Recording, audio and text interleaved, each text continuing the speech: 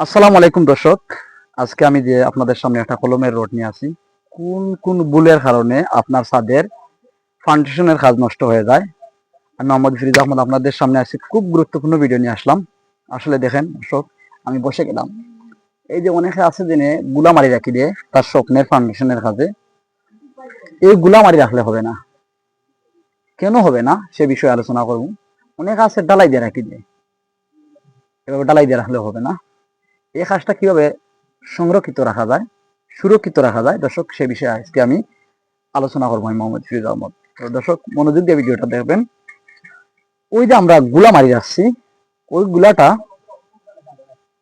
কিছুদিন পর, বছরের পর বছর যখন থাকবে, তখন ওইটা পানি খাইয়া ড্যাম হইয়া মানে ফুলে যাবে ওই সিমেন্টের পানিটা। তখন দেখা যাবে যে উপর তার ফিটপাট আছে ঠিক আছে, ভিতরে মরিচায় দরিয়া ওই রডটা ক্ষয় হয়ে গেছে।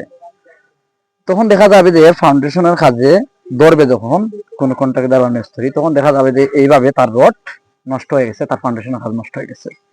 আবার দেখা যাবে যে কিছু মানে অনেকে ডালাই দিয়ে রাখে যে সিমেন্ট কম, পাথর কম, বালু বেশি, ডালাই দিয়ে রাখি দেয়, কয়ে যে আমি কিছুদিন পরে ফাউন্ডেশনের কাজ আবার ধরবো।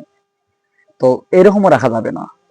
আপনি নিচে যেভাবে সিমেন্টের পরিমাণ দিয়ে ডালাই দিচ্ছেন আপনার ফাউন্ডেশনের বেইজে কলমে, ঠিক এইভাবে সিমেন্টের পরিমাণ, পাথরের পরিমাণ, বালুর পরিমাণ এইভাবে দিয়া ডালাই দিতে হবে।